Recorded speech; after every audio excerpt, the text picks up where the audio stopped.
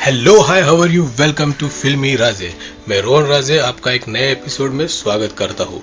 तो आज हम बात करने जा रहे हैं एक नए फिल्म की, उसके फन फैक्ट, ट्रिविया और ईस्टर एग्स की, और वो फिल्म है हम सब की चहेती हेरा फेरी। वक्त की हेरा फेरी है। अरे सर, आपकी हेरा फेरी नहीं, हमारी हेरा फेरी। आपकी हेरा फेरी पे भी बात करेंगे, लेकिन फिर कभी। अभी बात करेंगे इस हेरा फेरी पे। तो भाई, फिल्म को कैसे बनाया, फिल्म में कौन कौन था, उसमें क्या क्या मजे किए गए, इन सब के बारे में अगर जानना चाहते हो तो वीडियो एंड तक जरूर देखना। और हाँ, अगर मेरी वीडियो पसंद आती है और आपको कुछ भी नई इंफॉर्मेशन मिलती है तो प्लीज वीडियो को लाइक और सब्सक्राइब करना ना भूलें। तो चलिए शुरू करते हैं। Role sound, action.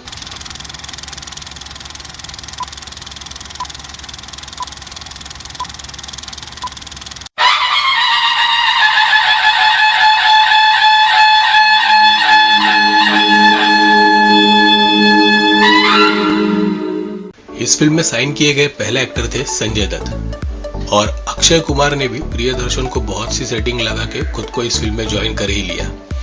लेकिन उस वक्त संजय दत्त टाड़ा के चलते बार बार कोर्ट के चक्कर लगा रहे थे, तो शायद इसका असर फिल्म पे भी बढ़ सकता था। इसलिए खुद संजय दत्त ने फिल्म के प्रोड्यूसर फिरोज नाडियादवाला को अपनी जगह सुनील शेट्टी को लेने का सुझाव दिया। संजय दत्त फिरोज नाडियादवाला की प्रोडक्शन के अंडर बनने वाली कारतूस फिल्म में भी काम कर रहे थे, इसलिए नाडियादवाला ने उन्हें इस फिल्म के लिए भी साइन किया था।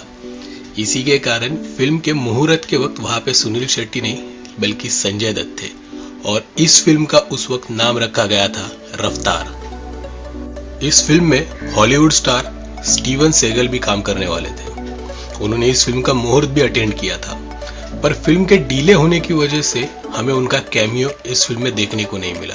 हाँ, लेकिन इस फिल्म में एक और विदेशी कलाकार ने भी काम किया है, एना एडवर्ड्स, जिसे हम तुन तुनक तुन गाने में कैमियो करते हुए देख सकते हैं। तो इस फिल्म का नाम हेरा फेरी होने के पीछे भी एक अलग स्टोरी है, क्योंकि उस वक्त हेरा फेरी नाम की एक फिल्म बन रही थी जिसमें गोविंदा, हरीश, अयूब खान ये होने वाले थे, पर किसी कारणवश ये फिल्म कैंसिल हो गई, और ये नाम नाडियादवाला को इतना पसंद आ गया कि उन्होंने अपनी फिल्म का रखा हुआ नाम यानी रफ्तार को बदलकर हेरा फेरी रख दिया। हेरा फेरी से पहले अक्षय कुमार का बैड पैच चल रहा था, उनकी बहुत सी फिल्में फ्लॉप हो रही थी। उस वक्त केवल जानवर और संघर्ष, ये दोनों कल्ट फिल्में अगर छोड़ दी जाए तो उनकी किसी भी फिल्म ने अच्छी कमाई नहीं की थी। लेकिन जब इस फिल्म में अक्षय कुमार ने कॉमिक किरदार निभाया तो इसके बाद कॉमेडी वाले अक्षय का एक नया दौर शुरू हुआ जो अब तक नहीं थमा है। बॉलीवुड ने हमें बहुत से अच्छे अच्छे किरदार दिए हैं, मतलब कुछ किरदार तो उन एक्टर से भी ज्यादा फेमस हो चुके हैं। परेश रावल का किरदार बाबूराव भी उस मध्यवर्ती फिल्म किरदारों में से है जिन किरदारों की वजह से उस फिल्म को पहचाना जाता है।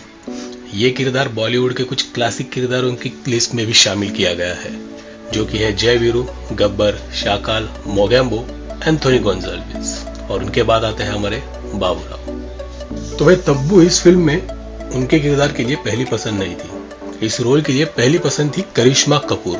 उनके मना करने के बाद ये रोल चला गया ममता कुलकर्णी के पास।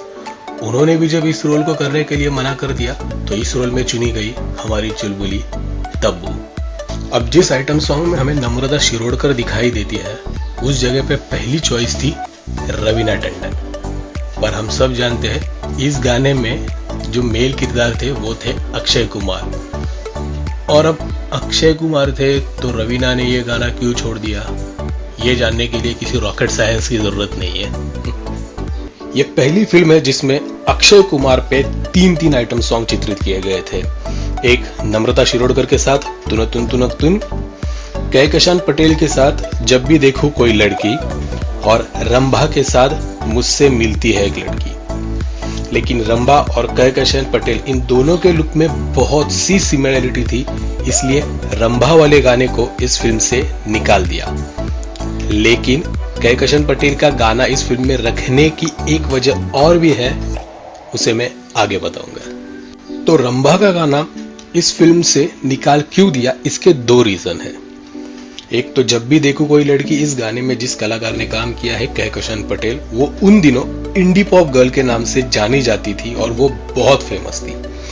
और इसी के साथ जब प्रियदर्शन और फिरोज नाडियादवाला में कुछ अनबन चल रही थी, तो जब भी देखो कोई लड़की, ये गाना फिल्म के निर्देशक प्रियदर्शन नहीं बल्कि फिल्म के प्रोड्यूसर फिरोज नाडियादवाला ने शूट किया था। इसलिए उन्होंने प्रियदर्शन द्वारा शूट किए गए गाने को, यानी रंभा वाले गाने को फिल्म से निकाल दिया और खुद के शूट किए गाने को फिल्म में रख दिया था।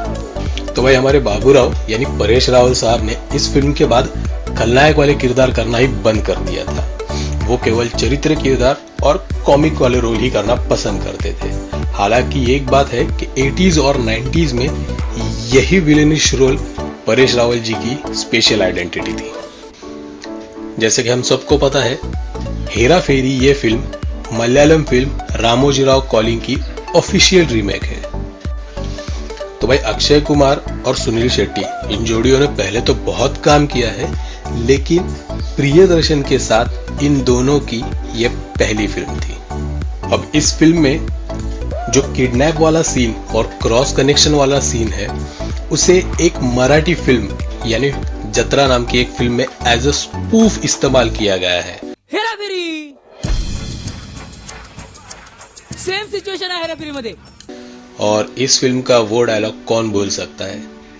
तुमचा ताब्या आमच्या राजूत आहे। तुमचा ताब्या आमच्या राजूत आहे। भाई एक फिल्म का दूसरे फिल्म में ईस्टर एग या रेफरेंस होना ये हॉलीवुड वालों के लिए तो नॉर्मल बात है, लेकिन बॉलीवुड के लिए ये बहुत ही स्पेशल बात थी। और ऐसा ही एक इंसिडेंस इस फिल्म में भी है। हंगामा फिल्म के एक सीन में आफ्ताब शिवदासानी के जो रूम के ओनर है, जब वो पेपर पढ़ रहे होते हैं तो आफ्ताब शिवदासानी के कैरेक्टर यानी नंदू के पिता का नाम वहां पे छपा होता है, सेठ बाबूराव गणपतराव आपटे। भले ही कॉमिक के मामले में हेरा फेरी बॉलीवुड के बेस्ट फिल्म्स में से मानी जाती है, लेकिन सिनेमेटोग्राफी और साउंड मिक्सिंग में ये एक पुअर फिल्म मानी जाती है, क्योंकि बहुत सी जगह पे कैमरा शेकी है, कैमरा वेवी है, या फिर फोकस भी बहुत बार हिला है। और इसी के साथ बहुत से सीन में अक्षय कुमार की लिप सिंग और डबिंग मैच नहीं हो रही। निकालू, अरे बटा निकाल, चल वे देसी ढक्कन कौन है? भाई आजकल तो बॉलीवुड की फिल्म्स और कंट्रोवर्सीज, इनकी लव स्टोरी कुछ अलग ही मुकाम पे है। यानी आप कुछ भी करो, कंट्रोवर्सी तो बन ही जाती है।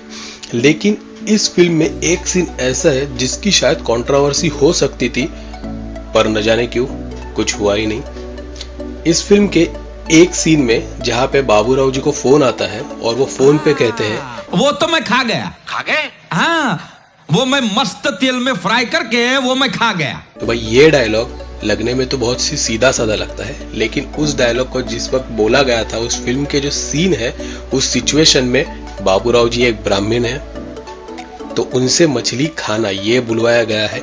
और जब ये बोल रहे हैं तब वो बिना कपड़ों के दिखाए गए हैं, जनेऊ पहने हुए। तो अगर भाई ये आज होता तो कंट्रोवर्सी तो पक्की थी। तो भाई अक्षय कुमार द्वारा गद्दारी से लिए गए पेपर के ऊपर, जिसके ऊपर सुनील शेट्टी ने साइन किया था, और उस पे एनओसी टाइप करके जब वो लेटर चला जाता है बैंक मैनेजर के पास और उसे सुनील शेट्टी लेने जाते हैं, तो वहां पे जो भड़कम मच जाती है उस लेटर को लेके, उसके कुछ सीन्स हमें 3 इडियट्स में भी देखने मिलते हैं।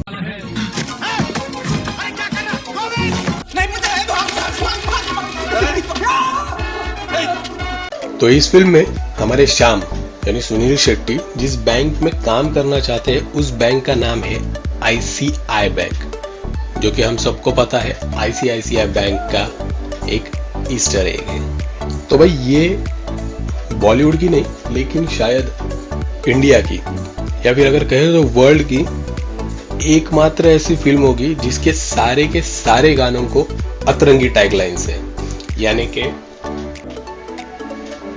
मैं लड़की पॉ पॉ पॉ। दूसरा गाना है जब भी कोई देखू लड़की, उसके आगे की लाइन है छन छन छनानन। तीसरा गाना देने वाला जब भी देता, उसमें आगे की लाइन है किति किति कितना।